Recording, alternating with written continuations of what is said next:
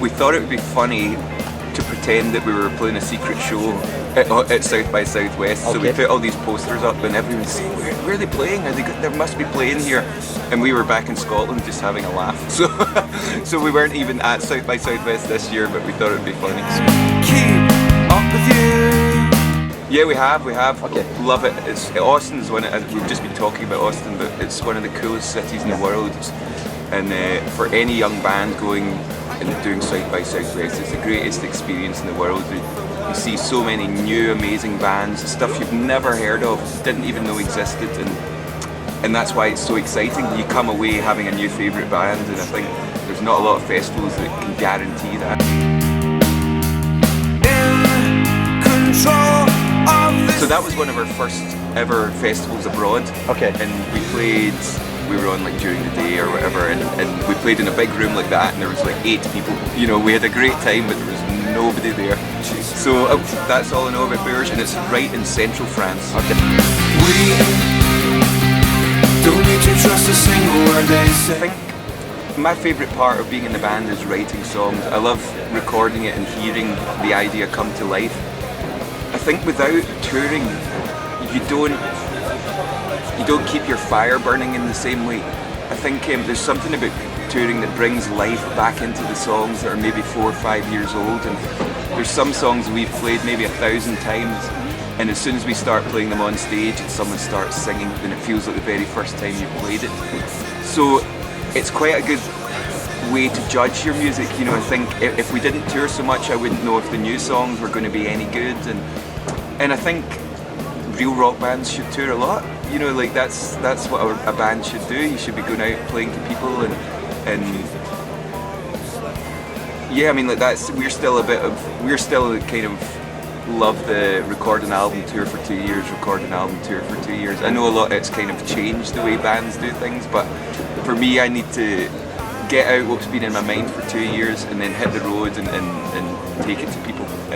And sometimes I process the songs more on tour than perhaps I do at home. I always discover the songs more when we go on tour. I'm chasing around trying to pop them all the time. I read quite a lot anyway. I love reading. On tour there's a lot of downtime, and a few years ago we used to drink a lot and be really naughty all the time and party all the time. Now I try and read a book for an hour rather than get too wrecked before a show. So I like to read a lot, and it's inspiring for me. There's so many unique voices out there in all forms of art, and music is always my main influence. You know, like I was always checking out new bands and everything, and that's the most important inspiration. But for me, it kind of keeps my mind ticking over when I just read lots of books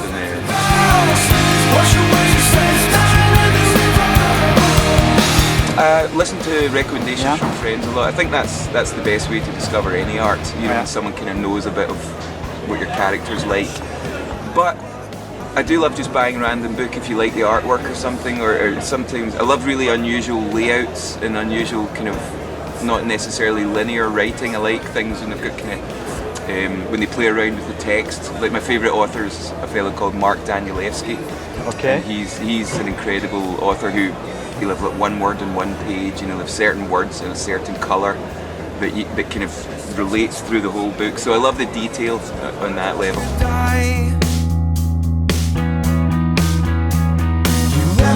Unfortunately, for a few years there, we hardly played in France at all, and we had trouble getting the record to come out here. So now we're with Pias, who are in a fantastic label, and they've got so many great bands, but also they know what a band should do. A band needs to come and play, and that's what we want to do, so we'll be here lots and lots, don't worry.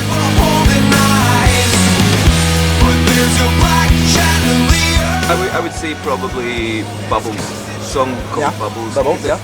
It kind of shows the complexity in what we do, but also that we are at heart a pop band. We love big pop songs, but we like to dress it in some kind of weird rock music, so that's probably quite a good example for an introduction.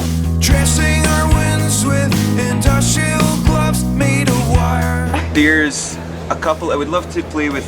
There's a songwriter called Mark Kozlek who was in the Red House Painters and now he's in Sun Kil Moon. And we wouldn't fit supporting Mark Kozlek, but he's one musician I would love us to play with, even as a backing band or something, just to just to help him, you know, just to play with him. Okay. And also, I'm a huge Weezer fan. I would love to play with Weezer at some You've point. played with Weezer in the Oh, past. we have played with You Weezer? had. That says you a know, lot I remember about me. that. That was back when I used to party a lot, so I don't actually remember. Okay. We're gonna separate ourselves tonight.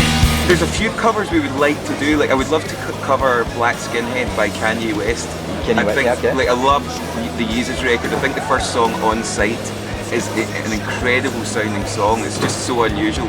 So I'd like to cover a song off that album, but sometimes when a radio station asks you to cover a song, they kind of say, do whatever you want, and you're like, right, we'll do this, and then they go, nah, do one of this list. You know, so sometimes they give you a list of 10 songs, so sometimes you cover a song that you're not a huge fan of, but you try and put your spin on it. So if someone let us do the Kanye West song, we would definitely do that. Black Skinhead or On Sight.